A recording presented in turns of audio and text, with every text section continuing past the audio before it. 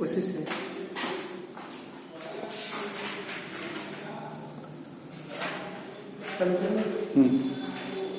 Good morning students, class 8 के बच्चे ध्यान देंगे। जैसा कि हम लोग प्रीवियस क्लासेस में चैप्टर को हम लोग खत्म कर चुके हैं, पढ़ चुके हैं इसके बारे में डिटेल से। जो आप लोग का चैप्टर है, chapter first production and management, उसका हम लोग आज क्वेश्चन आंसर देख रहे हैं। ठीक है, आज क्वेश्चन आंसर का हम देखेंगे। तो फर्स्ट में ही लॉन्ग आंसर क्वेश्चन है, आंसर द फॉलोइंग क्वेश्चन है टाइप ए। उसमें पहला है why are agriculture practices are necessary. मतलब ये हुआ कि कृषि कार्य की हमें आवश्यकता क्यों है, कृषि कार्य की हमें आवश्यकता क्यों पड़ती है। तो इसका आंसर होगा for getting different kinds of food products such as cereals, fruits, vegetables, pulses, oilseeds, groundnuts, tea, coffee, fibres for clothing, agriculture practices are necessary. ठीक है, इसका आंसर यह है कि विभिन्न प्रकार के खाद्य उत्पादों की प्राप्ति के लिए, जैसे कि दालें हो गई, फल हो गए, सब्जियां हो गई, ठीक है, ग्राउंडनट मूंगफली हो गया, चाय हो गया, कॉफी हो गया, फाइबर्स फॉर क्लोथिंग मतलब वस्त्र के लिए जो रेशों की जरूरत पड़ती है उनके लिए। वे रेशे कहां से आते हैं? तो वे रेशे आपको प्लांट से भी मिलते हैं, एनिमल से भी मिलते हैं, और एग्रीकल्चर प्रैक्टिसेस में सब आते हैं। कहने का मतलब कि फॉर ग्रोइंग प्लांट्स भी आते हैं एंड फॉर रियरिंग एनिमल्स भी आते हैं, यानी कि मवेशियों का पालन भी आता है और मतलब कि पौधों को उगाना भी आता है एग्रीकल्चर प्रैक्टिसेस में। तो इन्हीं सब कार्यों के लिए हमें एग्रीकल्चर प्रैक्टिसेस की आवश्यकता पड़ती है। दूसरा क्वेश्चन है what are kharif and rabi crops, give example of it. पूछ रहा है खरीफ और रबी क्रॉप्स कौन क्या होते हैं, हर एक का एग्जांपल देना है। इसका आंसर होगा kharif crops are crops which are sown in rainy season. Kharif फसलें वे होती हैं जो कि बरसात के मौसम में उगाई जाती है, such as rice, bajra etcetera. ठीक है, soybean. And rabi crops are crops which are grown in the winter season. Rabi फसलें वे होती हैं जो जाड़े के मौसम में उगाई जाती है, such as barley, wheat, pulses etcetera. Question third है आप लोगों का how does a farmer prepare the soil before sowing seed. ठीक है, इसमें बोल रहा है कि किसान अपने खेतों में बीज डालने से पहले मिट्टी की तैयारी कैसे करते हैं। तो इसका आंसर है the preparation of soil is very important part of growing the plant. मतलब कि पौधों को उगाने की सबसे महत्वपूर्ण चरण है प्रिपरेशन, क्योंकि फर्स्ट स्टेप होता है for it farmers use the ploughs. इसके लिए किसान प्लो का यूज करते हैं, मतलब कि हल का यूज करते हैं for ploughing the fields and for loosening the soil. खेतों को जोतने के लिए और मिट्टी को ढीला करने के लिए हल का यूज करते हैं। They repeat this process again and again. इस प्रक्रिया को बार बार दोहराते हैं जुताई के कार्य को। दे ऑल्सो यूज प्लोज, मतलब कि वे हलों का इसके लिए प्रयोग करते हैं। खेतों की जुताई और मिट्टी को ढीला करने के लिए किस चीज का प्रयोग करते हैं? तो वे हलों का प्रयोग करते हैं। That are made of iron and wood. वे हल किसके बने होते हैं? वे हल आपको बने होते हैं या तो लकड़ी के बने होते हैं और नहीं तो आपको आयरन के बने होते हैं, लोहे के बने होते हैं। ठीक है, हम सब लोग हल देखते हैं अपने गांव में शहरों में भी देखते हैं। तो वे हल या तो लकड़ी के बने होते हैं या तो आपको आयरन के बने होते हैं, लोहे के बने होते हैं। ठीक है, फिर अब हम अगला क्वेश्चन हम लोग देखेंगे।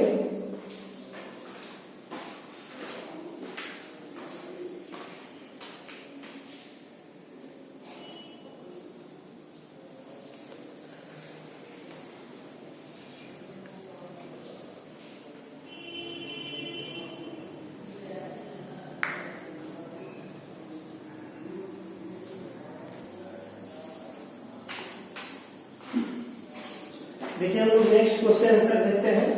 क्वेश्चन नंबर 4 है how is loosening of soil important for plant growth. How are earthworms helpful to farmers. ठीक है, यानी कि मिट्टी को ढीला करना पौधों की वृद्धि के लिए कैसे मतलब कि महत्वपूर्ण है। और जो अर्थवर्म्स होते हैं, केचुआ जो होते हैं वो किसानों के मित्र कैसे कहे जाते हैं। ठीक है, ये हम लोग का मतलब क्वेश्चन, इसका आंसर है होगा the loose soil allows the roots to penetrate deep into the soil and roots to breathe easily when they go deep into the soil. यानी कहने का मतलब है कि जो लूज सॉइल होती है, ढीली मिट्टी होती है, वो पौधे की जड़ों को एकदम गहराई तक जाने देती है और गहराई तक जाने देती है और वे आसानी से गहराई में जाके शोषण कर पाते हैं। ठीक है, मतलब कि जो गहराई तक जा पाते हैं, मिट्टी के बीच में जगह भी होता है जिससे वे शोषण कर पाते हैं, उन्हें एयर ट्रैप मौजूद होता है। When they go deep into the soil, मिट्टी की गहराई में भी जाते तो भी उन्हें एयर मतलब मिलते रहता है, जिससे शोषण की क्रिया करते रहते हैं। तो क्यों? मिट्टी की ढीलापन के चलते, मिट्टी की ढीला होने की वजह से ही the loose soil helps in the growth of earthworms and microbes. ऐसी ढीली मिट्टी क्या करते हैं? केंचुए और अन्य छोटे छोटे सूक्ष्मजीवों की वृद्धि को बढ़ावा देती है। Earthworms are friend of farmers, जो केंचुए होते हैं वो किसानों के मित्र होते हैं, मित्र कहे जाते हैं। Because they help to loosen the soil, क्योंकि वे मिट्टी को ढीला करने में मदद करते हैं, मतलब और भी मिट्टी को ढीला करते हैं। And add humus to it, मिट्टी को और भी ढीला करके उसमें ह्यूमस की मात्रा जोड़ते हैं। जो मिट्टी और भी ढीला हो जाती है उस मिट्टी को क्या करते हैं कि वो मतलब कि वो बोरो करते हैं, मतलब उस मिट्टी को चालते हैं। ठीक है, ये और भी एकदम बारीक करते हैं, जो कि आगे चल के ह्यूमस का रूप ले लेता है। क्वेश्चन 5 में व्हाट इज वीडिंग, यानी कि वीडिंग क्या है, निराई क्या है, इसको हम लोग कह सकते हैं the process of removal of undesirable plants that is weeds, यानी कि खेतों से अवांछनीय पौधों को निकालना। उन अवांछनीय पौधों को हम वीड्स कहते हैं, यानी कि खरपतवार कहते हैं। Start growing with the crop, जो कि खेतों में फसलों के साथ भी बढ़ते रहते हैं, उन्हें खेतों से अलग करने की प्रक्रिया इज कॉल्ड वीडिंग, निराई कहलाती है। अब क्वेश्चन 6 में व्हाट इज थ्रेसिंग, थ्रेसिंग क्या होता है, हाउ इट इज डन, या कैसे किया जाता है।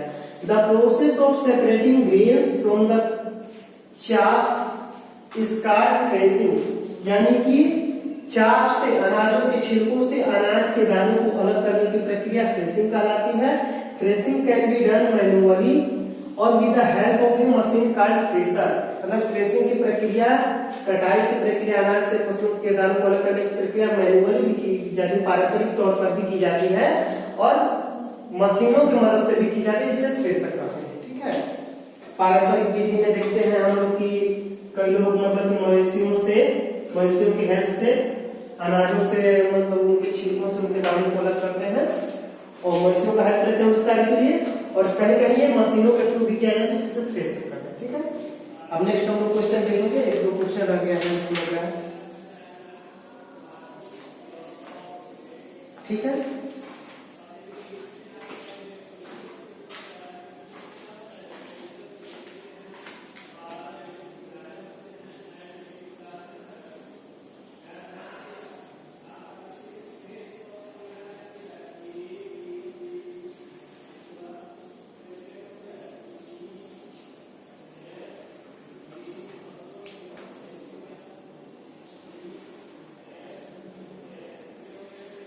हम लोग नेक्स्ट क्वेश्चन देखते हैं। क्वेश्चन नंबर 7 है why do farmers dry food grains before storing in the godown, यानी कहने का मतलब है कि किसान अपनी अनाजों को गोडाउन मतलब गोदाम में भंडारित करने से पहले सुखाते क्यों है।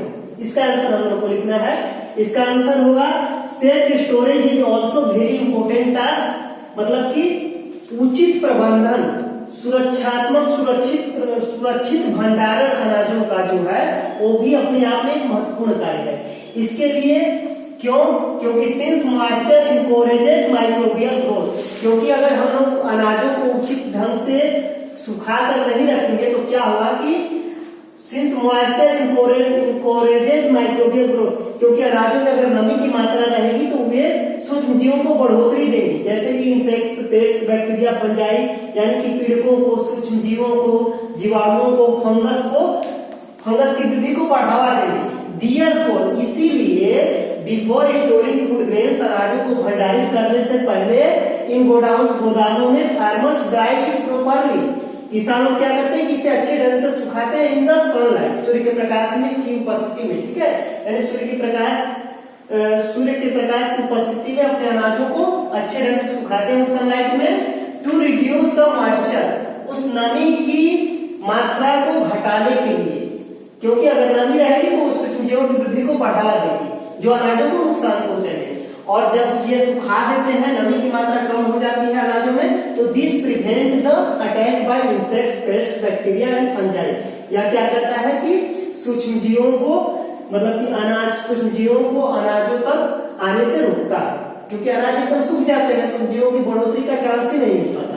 अब क्वेश्चन डेट देखते हैं हम लोग, what is combine and what is it used for, यानी कंबाइन क्या होता है और यह किस लिए प्रयोग किया जाता है। इसका आंसर होगा combine is a special kind of farm machine, यानी कंबाइन जो है एक तरह का कृषि यंत्र है, which is used for harvesting and threshing at the same time, जिसका प्रयोग हार्वेस्टिंग यानी फसलों की कटाई और उसके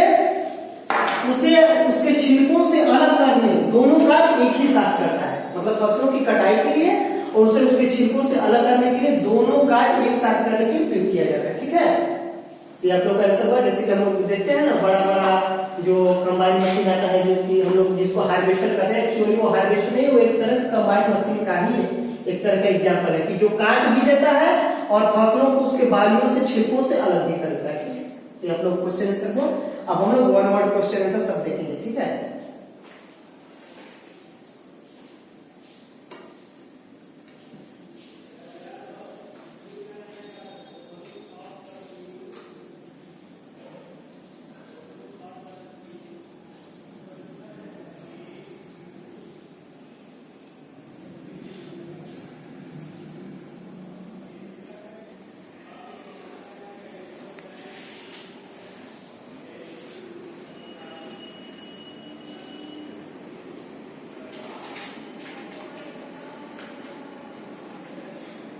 नेक्स्ट क्वेश्चन आंसर देखते हैं। नेक्स्ट में है match the following, fill in the blanks, tick the correct option. ठीक है, तो मैच द फॉलोइंग में पहला है आप लोगों का रबी क्रॉप्स, खरीफ क्रॉप्स, मैन्यूर, फर्टिलाइजर्स इधर दिया है, इधर इसके सब ऑप्शन दिए हैं। तो हम लोग का रबी क्रॉप्स का मैच हम लोग करेंगे नंबर 3 से, जिसमें कि व्हीट, ग्राम, पी दिया है। फिर खरीफ क्रॉप्स का करेंगे हम लोग, खरीफ क्रॉप्स का राइस, मैजे वाले ऑप्शन से नंबर 2। थर्ड में मैन्यूर दिया है, मैन्यूर का हम लोग काउ डंग, प्लांट वास्ट, यानी कि गाय का गोबर, पौधों के अपशिष्ट पदार्थ हो गए, उनसे हम लोग मैच करेंगे। ठीक है, ये है। और नेक्स्ट में फोर्थ फर्टिलाइजर है, मतलब उर्वरक, जो कि मतलब कि फैक्ट्रियों में तैयार होते हैं रसायनों की मदद से, तो उसमें हो जाएगा fourth option urea and super phosphate. ठीक है, अब हम लोग का फिल इन द ब्लैंक्स आता है। इसमें हम लोग का पहला दिया है क्वेश्चन, इसका आप लोग क्वेश्चन जो है आप लोग जो है सेंटेंस जो है तो बुक से देख लीजिए। इसमें जो भरने वाला है उसको मैं यहाँ पे लिखा हूँ। ठीक है, क्योंकि उस तरह बहुत टाइम की होता है। फर्स्ट है the first step before growing crop is, fill in the blank आगे दिया है, यानी कि बीजों को जो उगाने की पहली विधि, पहला चरण क्या है। तो पहला चरण है प्रिपरेशन ऑफ द सॉइल, इसमें फर्स्ट में प्रिपरेशन भराएगा फिल इन द ब्लैंक। दूसरा है fill in the blank are nutritious seeds of crops. ठीक है, दूसरा में है तो इसका होगा cereals are the nutritious seed of crops, यानी कि जो है दलहनी पौधे जो है, दालें जो है, ये फसलों की जो है पोषक बीज के नाम से भी जानते हैं हम लोग। तीसरा ऑप्शन है requires water and constant rate, तीसरा में कह रहा है कि किन फसलों को एक निश्चित दर, पानी की एक निश्चित दर की आवश्यकता होती है। ठीक है, तो उसमें है हम लोग का रबी क्रॉप्स, क्योंकि रबी क्रॉप्स को ज्यादा पानी देंगे आप लोग तो नुकसान करेगा। ठीक है, रबी क्रॉप्स को ज्यादा पानी नहीं देते, ज्यादा पानी में नुकसान करता है, एक निश्चित पानी की एक निश्चित मात्रा दी जाती है। ठीक है, लेकिन खरीफ क्रॉप के साथ ऐसा नहीं है, वहां ज्यादा कम भी होगा तो चल जाएगा, लेकिन यहाँ जरा भी ज्यादा होगा उनकी निश्चित दर से तो उन्हें नुकसान पहुंचा देता है। चौथा में है wheat is an example of, fill in the blank crops, यानी कि जो गेहूं है वो किस फसल का एग्जांपल है, तो इसमें होगा रबी क्रॉप्स। ठीक है, पांचवा में fill in the blank is nitrogen rich fertiliser, यानी कि कौन सा नाइट्रोजन रिच फर्टिलाइजर है। इसमें हम लोग का आंसर होगा यूरिया, इसमें हम लोग का आंसर होगा यूरिया। यूरिया को नाइट्रोजन रिच फर्टिलाइजर हम लोग बोलते हैं। ठीक है,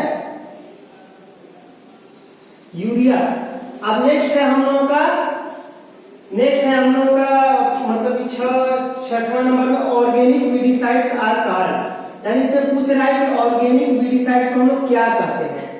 तो ऑर्गेनिक वीडिसाइड्स को हम लोग केमिकल वीडिसाइड्स भी कह सकते हैं, ठीक है।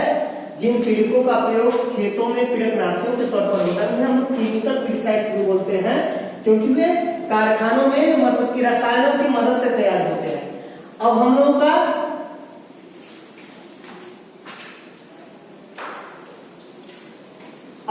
है टिक द करेक्ट ऑप्शन। इसमें हम लोग देखते हैं D type question, tick the correct option. इसमें फर्स्ट है which of the following is not a rabi crop. इसमें पूछ रहा है कि इनमें से कौन रबी क्रॉप नहीं है, तो इसका आंसर हम लोग का राइस होगा, ठीक है।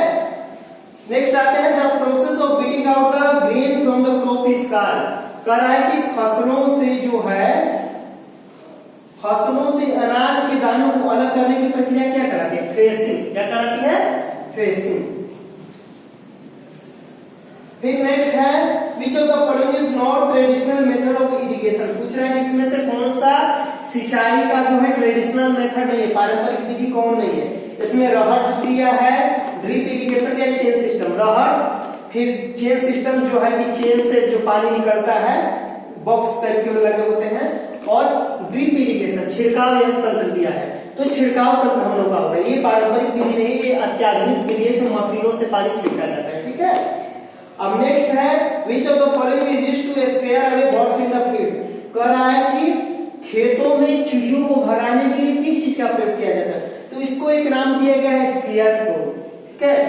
खेतों में चिड़ी को भगाने के लिए जो पुतला टाइप का बना होता है या किसी पक्षी टाइप का बना के आदमी खेतों में लटकाए जाते हैं, उसे स्केयर का नाम देते हैं हम लोग। इस तरह से आप लोगों का खत्म हो जाता है, ठीक है।